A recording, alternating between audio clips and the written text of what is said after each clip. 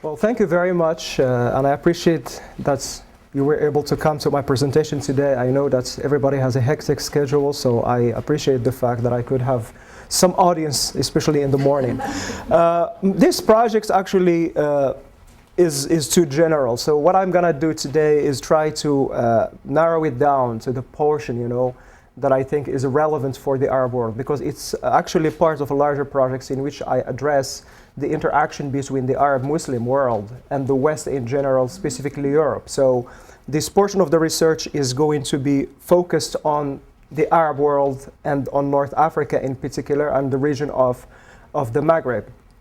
I would like to start first by just highlighting a few facts about the region, and then I'm gonna zoom on the specific part that I'm concerned with.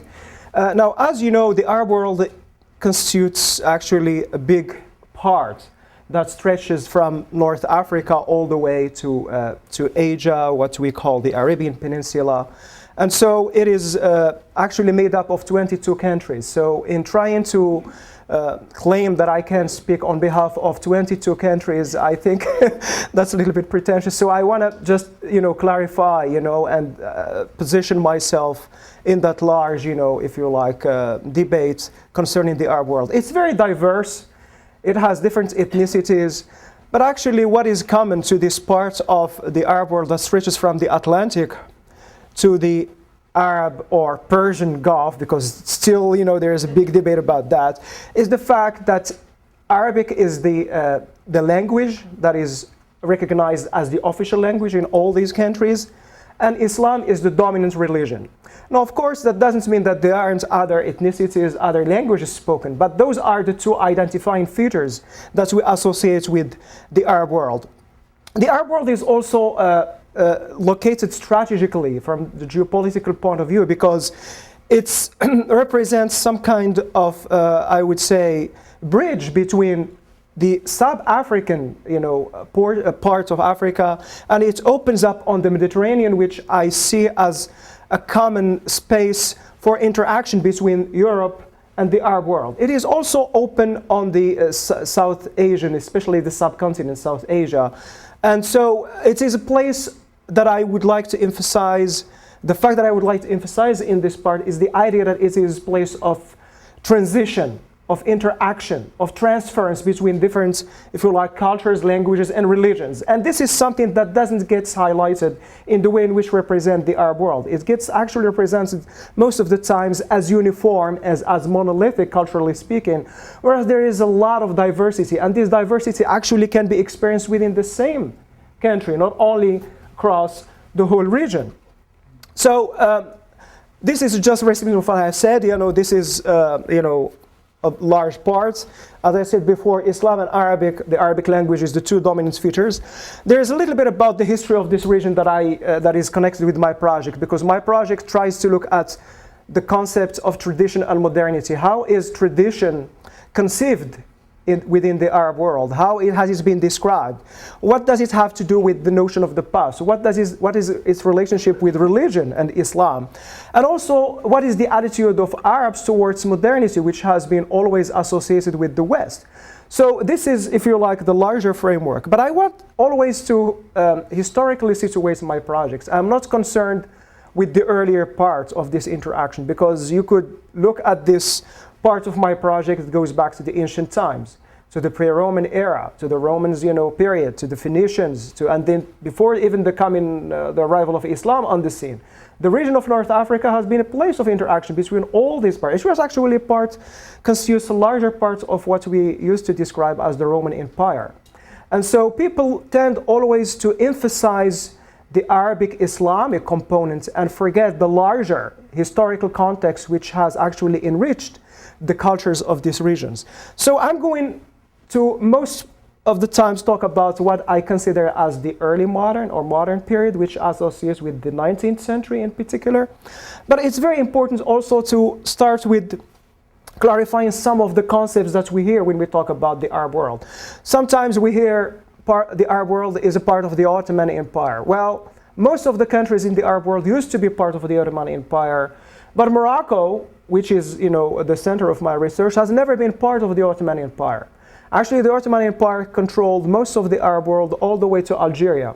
But Morocco has always been an independent kingdom, and it has always entertained relations with the West. And this is something that doesn't unfortunately get stressed enough in the way in which we talk about the Arab world. We always want to represent the Arab world as insular, as living on a separate planet. Actually, relations between this part goes back to the Middle Ages.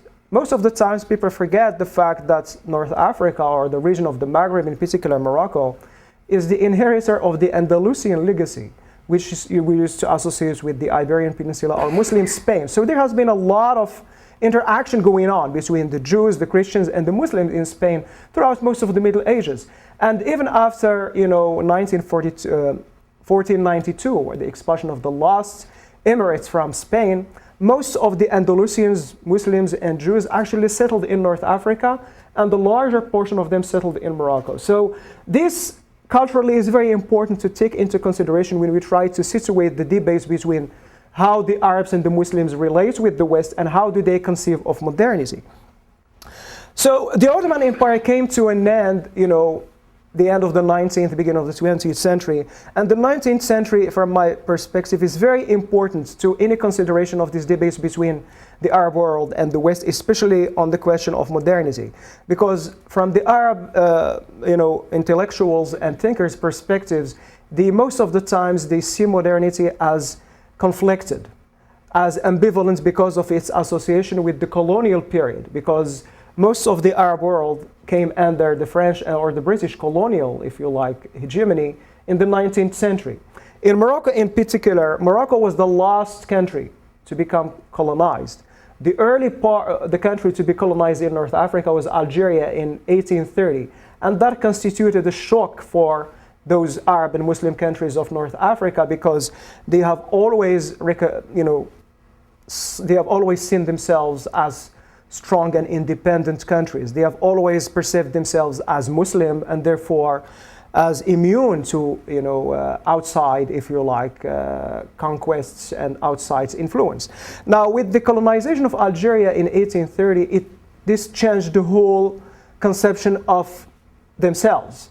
And in particular, Morocco underwent like a period of instability, because it has borders with Algeria, and it tries to defend the Algerian resistance movement, but of course it failed. So there are two important dates that I talk about historically in relationship to the Moroccan portion, is that the war between France and Morocco in 1844 in the eastern part of Morocco, and then there was a conflict between Morocco and Spain in 1859, which led to the occupation of the city of Tétouan in the northern part of Morocco.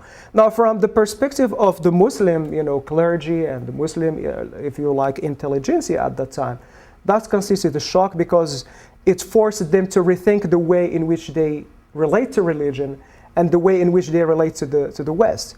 So it caused a lot of debates concerning whether the Moroccans and the Muslims were actually good Muslims, or was this a test by God for them because they weren't being good Muslims, and so forth. So in the literature that was produced at the time, we have a lot of rethinking of their identity, a lot of rethinking of the way in which we have to conceptualize the West. Because remember, prior to the 19th century, we have the emphasis on the land of Islam and the land of, quote unquote, the infidels or the non-Muslims. Sort of like, the continuation of the crusade, mentality.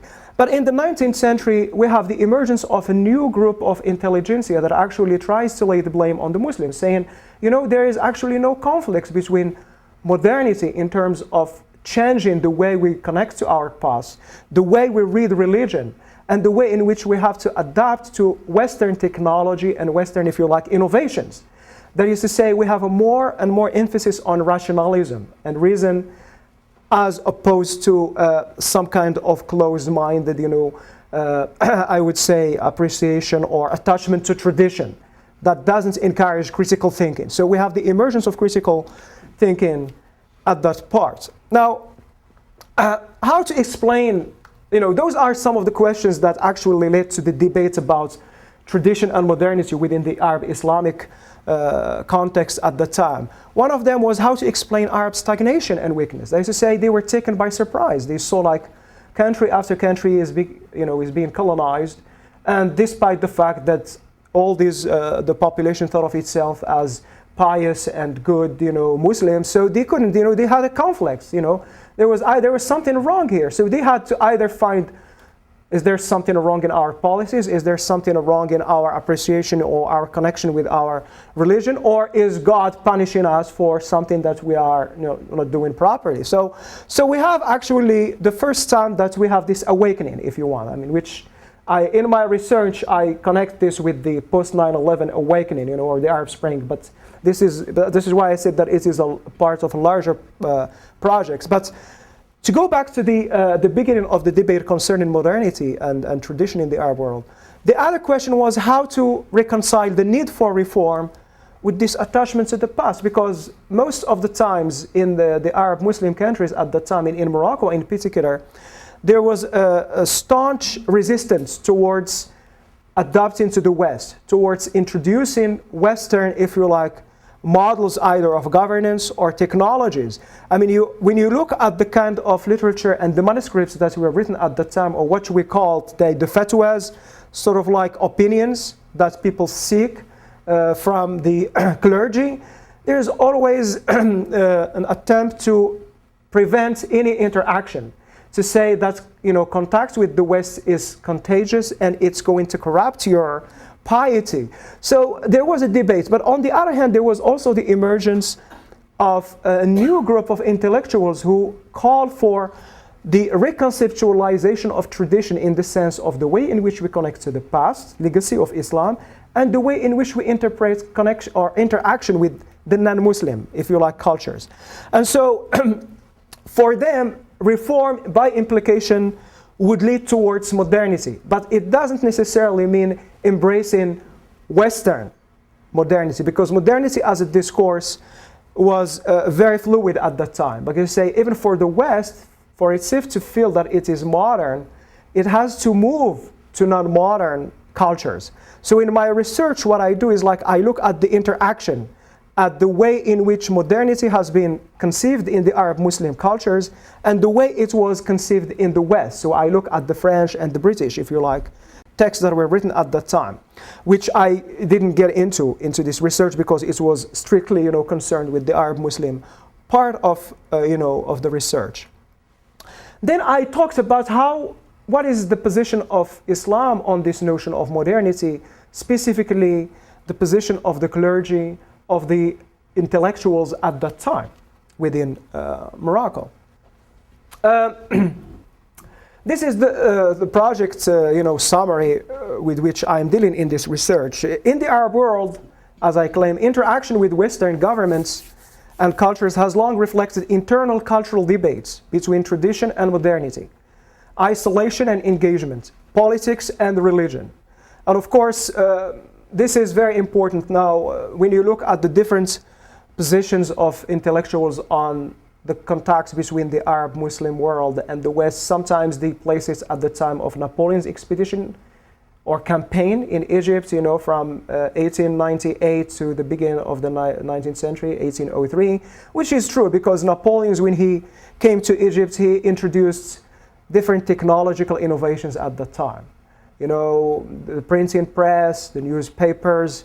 Of course, there was an armed conflict. We have a lot of people, killed. We have a lot of resistance by the Muslims because they couldn't fathom how they could be colonized by and ruled by non-Muslims.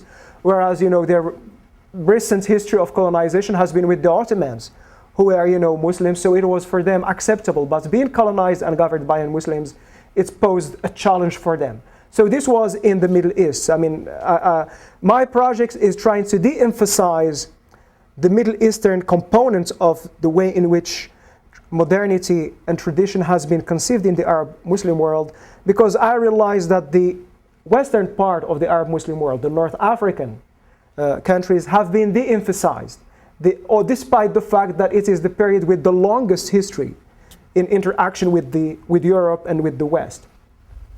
In the 19th century in Morocco, we have a lot of emphasis on this interaction through envoys, both governmental and religious.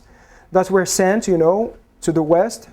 We have travelers sent by the Moroccan court to various European capitals, and who wrote actually different accounts describing their travels, describing their perception of Western modernity. So what I do in my research, I look at their accounts. I look at basically travel accounts written by Moroccans in the 19th century who visited France and England, and how they have tried to represent those cultures, which are non-Muslim cultures, to their Muslim readership or to the Moroccan courts. And I look at the text, how the text reflects that tension between attempts to open up on the West and attempts to try to mitigate and appease the religious clergy, which was highly opposed to any opening or interaction with Europe at that time. These reports in my research I regard as central for fuller understanding of the epistemological paradigms and discourses that Arab Muslim intellectuals and thinkers used in approaching and understanding and negotiating modernity. That is to say, without examining those texts, we will not be able to actually come up with a fuller picture of how this part of the world has been engaging with the West. And of course, actually, there is another part of my research which I haven't been able to address in this project, which the centrality of this part to also the American Arab-Muslim world interaction. Most of the times, people don't remember that the Maghreb or North Africa was central to the emergence of the American nationalists, if you like, South.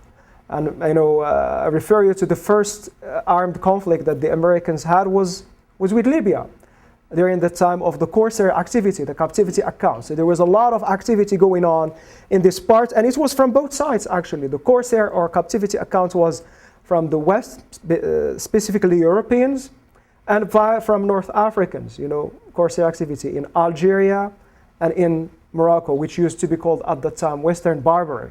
And this is probably something that we can talk more about in the discussion.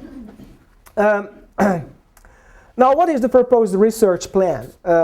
In this grant that I received from the Library Scholars Fund, I used it actually to access unpublished manuscripts in the PNRM, which is the Bibliothèque Nationale du Royaume du Maroc in Rabat, and the Qarawiyyan Library in Fez. And so I looked at government and religious documents that engage discussions of travel to non-Muslim lands. I looked at the fatwas, or the opinions that were expressed by religious clerics and people who were asked whether it was permissible to sell meat to Spaniards, whether it was permissible to import grains from Italy. So there was a lot of stuff that's, it's interesting when you look at it because it helps us situate this discourse to see the conflicts that even people who were very liberal had to contend with, because it wasn't so easy as we may assume. I looked at commentaries, opinions, fatwas on issues, tensions originating from such interactions. This paint opened by travel to Europe for redefinition of Moroccan identity or Arab Muslim and constructions of modernity in comparison to similar texts. So my project is comparative. So I look at both Arab texts and also European texts. But in this part of my presentation, I specifically focus on the Arab Muslim part of the research. What was my question, or what was the approach that I used in this research? Well, my approach to the question of modernity is framed by my interest in cultural comparative studies and the role that travel and journalistic writing has played in the formation of contemporary ideologies of intercultural dialogue between Islam and the West. I am comparatist by training, and so in my research, I always look at concepts or ideas and also periods by in at least two or more cultural contexts or languages. In this research, I'm looking at texts written in Arabic, French, and English. In my approach to modernization, I look at the interaction between Islam and the concepts of modernity. And when I looked at this text, I found that there was a tendency to, in this discourse, to Islamize modernity, or Islamicate modernity. That is to say, to look at concepts or manifestations, social, cultural, if you like, aspects of European culture, and to try to find an equivalent, if you like, situation in the Arab Islamic culture, and to say, well, we have the same thing too, so and so has talked about this, or this is something that was practiced during the time of the Prophet, or something like that. Then there was a different, if you like, trend in those texts, which is to modernize Islam, to say, well, you know what? Maybe we need to rethink the way we understand religion. Maybe we need to rethink the way in which we connect to tradition. So I looked at these two, if you like, competing discourses in the text, which I think are very helpful to the way in which we debate today the Arab-Muslim relations with the West. What are the project's objectives? Well, one of the objectives was to rethink modernity by engaging its production within a framework of cultural exchange and interrelations between non-Western / subaltern and metropolitan, Eurocentric, or hegemonic constructions at the time. The second objective was to demonstrate how the dominant discourses in 19th century Muslim Moroccan texts, in particular the notion of transcultural Islam, the rethinking of tradition, and the rhetoric of reform, are transposed in contemporary post-9/11 debates about the compatibility of Islam and the West and its secular values.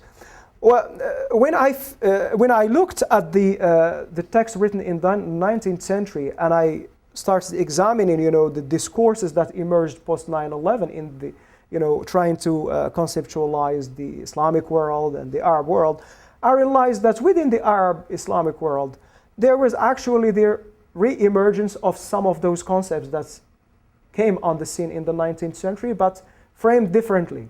Whereas in the 19th century, which was basically, can we have relationships and interaction with the West? Can we borrow from them? Can we have economic ties with them? Can we adopt some of their technology and so forth? In post 9/11,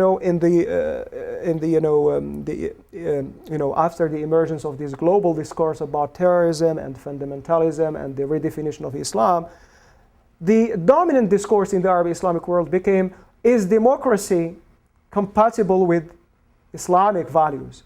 Is democracy stylized or represented as a Western, if you like, discourse compatible with us? And so what we hear today in the post 9/11 and with the Arabic Spring and people, talking about the emergence of Islamic parties in certain countries like in Tunisia, Morocco, and probably in Egypt too, is those Islamic groups or Islamic movements trying to contend with the same questions and trying to reinvent themselves to have a stake in the political, if you like, debate that is going on today.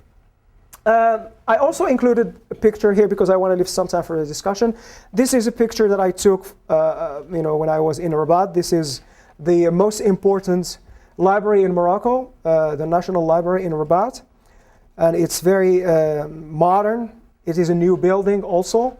This is, of course, the library that I went to in Fez, which is one of the traditional historical cities. That is at least last year they celebrated the 1200 years of its foundation. So it's at least 1200 years old, and so it's a very ancient old. So this is a library. It looks, very traditional from the inside. This is another view of the Qarawiyyin Mosque in Fez, and of course it's beautiful. It's totally different from the modern, library in Rabat, which you can see. So when I look at these two libraries, I find I look at it and I say, wow, here's an illustration of this whole debate about modernity and tradition, but also, in terms of how we approach architecture, and how we, and Morocco always tries to present itself as, inheritance to both, legacies. It's probably the most liberal country, the most open, on the West and so forth. And you could see that also in terms of how these buildings are presented. Now, what was the outcomes of my research? Well, I was able to identify, integrate new information, manuscripts, critical studies on the subject. I revised my initial draft. I completed the book manuscript, and I was able to come up with 2 at least conference papers.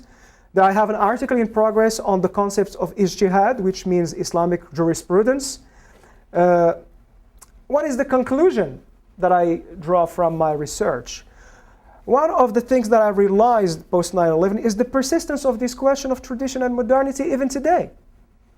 Through what we call the Arab Spring. It is still going on. I also realized that this project is closely connected with the rise of political Islam in Tunisia, Egypt, and Morocco in particular. And of course, we might have other countries that might face the same problem. They just say the redefinition of the way in which we connect to Islam and the redefinition of the way in which we connect to the West. So of course I am very grateful to the Library Grants Fund, because thanks to these grants I was able to consult these libraries in both Fez and Rabat, and I was able to finish 2 chapters of my book project, which is called Mutual Adrin, Islam, Modernity, and the Politics of Cross-Cultural Encounters in Pre-Colonial Moroccan and European Travel Writing. Of course, I will be happy to answer any of the questions that you may have, or provide more information on the things that came up, in my presentation. Thank you. Thank you.